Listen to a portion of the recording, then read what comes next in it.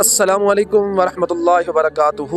آج ہم آپ کو کربلا کی ایسی حقیقت سنائیں گے جو صرف ایک واقعہ نہیں بلکہ پوری امت کے لیے ایک سبق۔ آئیے چلتے ہیں اس سرزمین کی طرف جہاں حق اور باطل کا فیصلہ ہوا۔ 10 محرم 61 ہجری تپتا ہوا میدان کربلا، ایک طرف دنیا کی طاقت اور دوسری طرف حق پر ڈٹے ہوئے چند جان نثار۔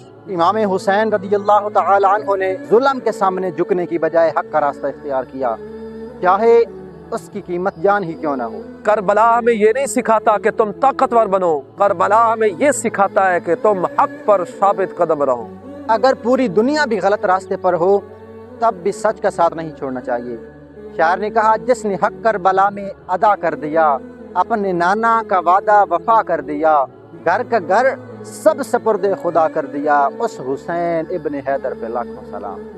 اللہ تعالیٰ ہمیں حق کا راستہ بنانے کی توفیق عطا فرمائے۔ حق کا راستہ وہ تھا جو کربلا کے اندر میرے امام نے دنیا کی طاقت کے سامنے اپنایا تھا۔ اگر آپ کو ہماری ویڈیو پسند آئے لوگوں تک ضرور پہنچائیں تاکہ کربلا کا اصل مقصد عام ہو جائے، اور ہمارے چینل کو ضرور سبسکرائب کریں۔